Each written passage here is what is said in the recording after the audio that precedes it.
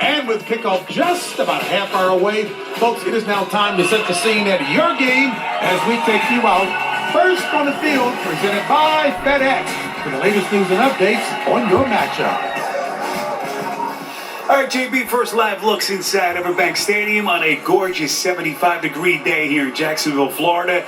And we've been looking forward to this one. The Chargers in town to take on the Jacksonville Jaguars, two teams very much in the AFC playoff picture. Spiro Ditas out of Marcelletta, about 35 minutes away from kick. Let's start with the quarterback matchup. Obviously, everyone saw what happened with Jacksonville, the meltdown last week in their game, and Justin Herbert, who is in the MVP conversation. Listen, the story around Justin Herbert is just all the abuse and all the pressure and the hits that he's taken. Last week against the Steelers, it was a physical game, 5 more sacks. But what I love most is when he had to make those big throws when it counted, he made those throws, and that's been the story all season.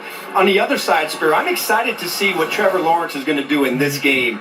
Didn't play his best game, nor he did the offense last week against Houston. This is a huge game for Jacksonville, and Trevor Lawrence is going to have to be and play his best of the season.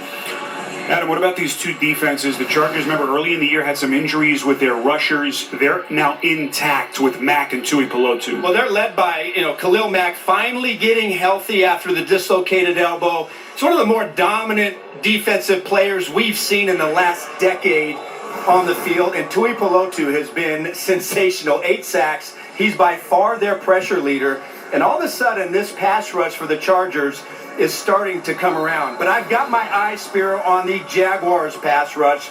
But quite frankly, they've underachieved. Josh Hines-Allen, only 2 sacks, coming off one of his lowest pressure games of the year last week. And then Trayvon Walker, who's also been dealing with some injury. He only has 2 sacks. These are 2 players that need to have over 20 sacks in a season. They've got to ramp it up against Herbert. We got a good one here in Jacksonville. We can't wait. Kickoff is fast approaching. When we come back, Ladd McConkey in a live conversation with the NFL Today.